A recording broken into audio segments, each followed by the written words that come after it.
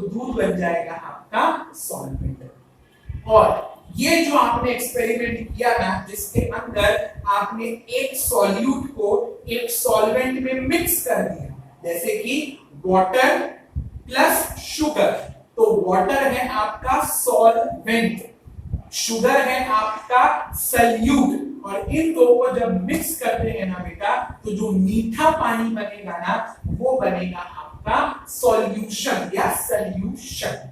Simple. जो चीज dissolve होने वाली है, पूरी तरीके से डिसॉल्व हो जाएगी, वो है आपकी सॉल्यूट। सॉल्यूट जिसमें वो ऐड होगा और डिसॉल्व होगा, वो लिक्विड या वो हलवा भी जैसे होता है, तो हलवा भी सेमी सॉलिड है, तो उसमें भी शक्कर डिसॉल्व हो जाती है, तो वो बन जाएगा आपका सॉल्वेंट। और फिर आप जब उसको टेस्ट करते हो, तो वो सब का कॉम्बिनेशन बन जाता है solution. Next, when do we feel a breeze or a wind? आपको कब ऐसा महसूस होता है, हाश है, अभी ठंडी हवा आ रही है, अभी अच्छा लग रहा है, तो ये कब महसूस होता है बेटा, जब कभी भी आप ये नोट करोगे कि जो एयर है ना, जो एयर हाई प्रेशर पर है, जो ऊपर हाई प्रेशर पे एयर है, जब वो नीचे की तरफ खिसकती है, that is it shifts below down, वो नीचे की तरफ आती है, तब वो बनती है आपकी ब्रीज। अब नॉर्मली जब आप रोड पे चल रहे होते हो, तब आपको हवा का इतना एहसास नहीं होता, लेकिन जब आप टेरेस पे खड़े होते हो, तब आपको बहुत अच्छे से हवा का एहसास होता है। क्या फर्क है बेटा, क्योंकि जैसे जैसे आप जमीन से ऊपर की तरफ बढ़ते हो ना, आपका एल्टीट्यूड इंक्रीज हो रहा है, यानी कि हाइट, आपकी हाइट में जमीन से दूर उठ रहे हो। नंबर 1, जितना आप ऊपर जाओगे वहां पर तेज हवाएं चलती हैं, और जब वो तेज हवाएं, हाई प्रेशर वाली हवाएं नीचे आती है, तो हम बोलते हैं अरे बाप रे बहुत जोर की हवा आ रही है, आंधी चल रही है, लगता है तूफान आने वाला है, whatsoever you may call it, तो वो है आपकी एयर या ब्रीज।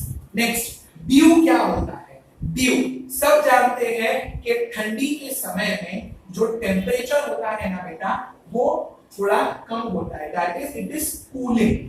तो जो वाटर वेपर दिन में जब सन रेज की वजह से जो वाटर वेपर आसमान में गए थे, वो सनसेट होने के बाद कूल हो गए, और वाटर वेपर को कूल होने पर वो क्या बन जाते हैं, वापस वाटर ड्रॉप्स। और वही ड्रॉप्स जब घास पे या फिर किसी गाड़ी के कांच पर होता है, और हम अपनी फिंगर से अपना नाम लिख देते हैं, सिग्नेचर कर देते हैं, तो वो बन जाता है आपका ड्यू ड्रॉप। इस पूरे प्रोसेस को ना बेटा कंडेंसेशन भी कह सकते हैं, कि पानी गर्म हुआ बिकॉज ऑफ हीट, वेपर बन के ऊपर गया, और ऊपर जाके कूल हो गया, और वापस से क्या बन गए, वाटर ड्रॉपलेट्स। नेक्स्ट है बेटा आपका, how is light scattered by the air. आप सब जानते हो कि एयर इज कॉन्स्टेंटली मूविंग, हवा नॉन स्टॉप चलती रहती है, वो किसी के लिए रुकती नहीं, ना आपको इसको रोक सकता है कि रुक जाओ हवा, पहले मेरे को जाने दो, नहीं, आपको रुकना है तो रुको, हवा नहीं रुकने वाली किसी के लिए। उसी के ऊपर ये जो लाइट के पार्टिकल्स है ना, वो गिरते हैं। और आपको बेटा पता होना चाहिए, मैंने बार बार एयर के डेफिनेशन में डस्ट पार्टिकल्स का जिक्र किया।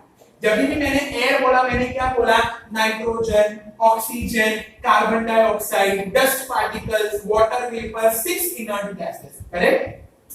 तो ये डस्ट पार्टिकल्स के ऊपर लाइट गिरती है, और वहां से रिफ्लेक्ट होकर ये हमारी आंखों में जा रही है।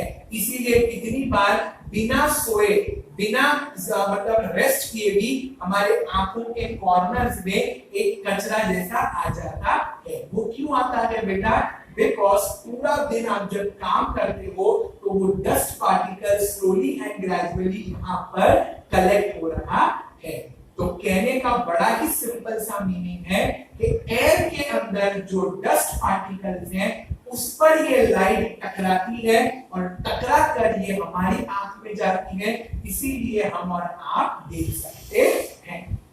Next, explain the various properties of a water. अब पानी के लिए ना बेटा एक बहुत ही सुंदर गाना बना था कि पानी रे पानी तेरा रंग कैसा, जिसमें भी मिला दो तो उस जैसा। दैट इज, अगर आप ग्लास में लोगे तो पानी सिलेंड्रिकल शेप में दिखेगा, अगर आप स्पून में लोगे तो पानी आपको स्पून शेप का दिखेगा, अगर आप स्विमिंग पूल में जाओगे तो पानी आपको ब्लूइश दिखेगा। To be very honest and practical, पानी का कोई कलर नहीं होता, पानी is colourless, that is water is colourless. पानी का कोई टेस्ट नहीं होता, पानी वाटर इज टेस्टलेस। पानी का कोई ओडर, ऑर्डर नहीं, ओडर, ओडर यानी स्मेल नहीं होता, सो वाटर इज ओडरलेस।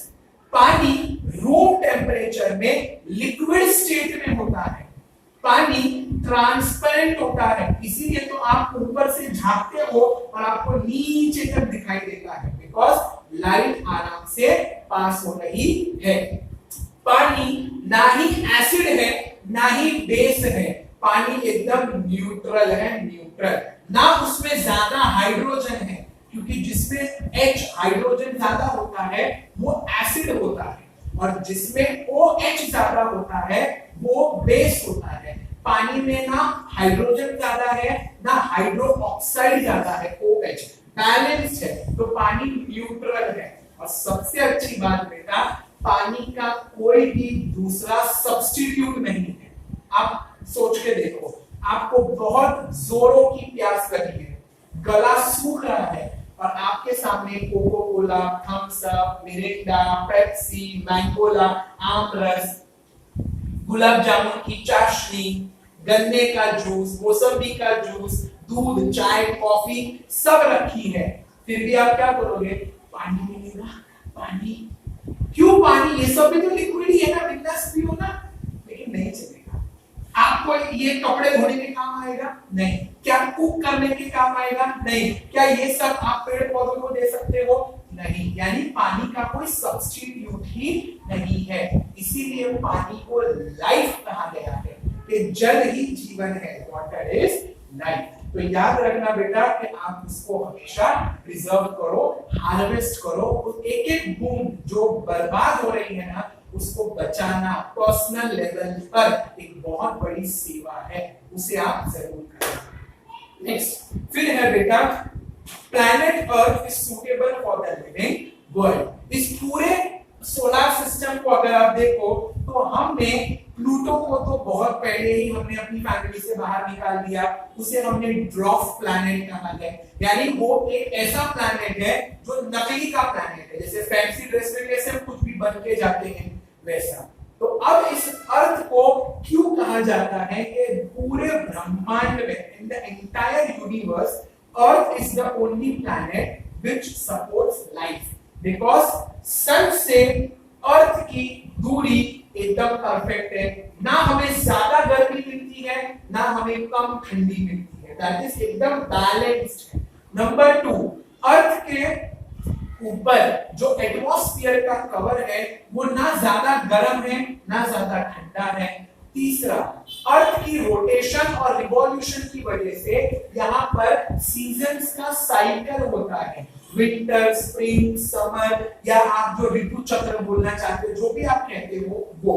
और सबसे अच्छी बात बेटा, ओजोन गैस की वजह से हमारा अर्थ सन से आने वाली हार्मफुल अल्ट्रा वायलेट रेस, जिसको हम लोग यूवी रेस कहते हैं, उससे भी बचा रहता है। इन सभी प्रॉपर्टीज ने अर्थ को एक आइडल, एक बहुत ही सुंदर बेहतरीन प्लैनेट बना दिया है जहां पर लाइफ रह सकती है।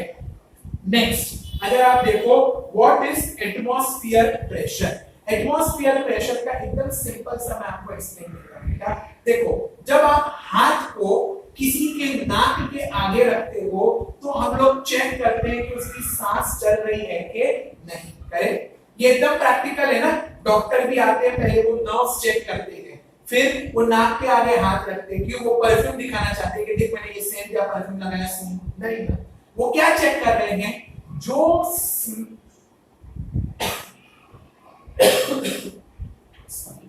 जो कार्बन डाइऑक्साइड हम बाहर फेंक रहे हैं, एक्सहेल कर रहे हैं, अगर वो उंगली से टकराएगी तो आपको वो फील होती है, करेक्ट? वही है एयर प्रेशर।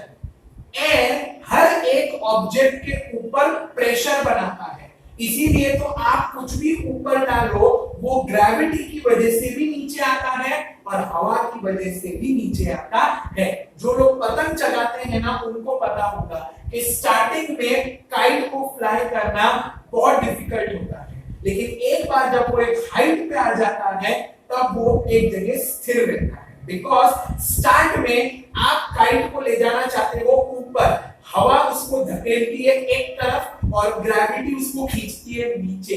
वही आपके और मेरे साथ होता है। जब हम भागते हैं तब हमें हवा महसूस होती है। अरे जब लोकल ट्रेन या कार जो स्पीड में चल रही है, आप उसकी विंडो सीट पे बैठते हो तो आपको हवा महसूस होती है। ये आप विंडो के बाहर झांकते हो तो अंकल और आंटी रुमाल से पसीना पोंछ रहे होते हैं, तो उनके लिए हवा नहीं है और आपके लिए हवा है। ऐसा हो सकता है क्या?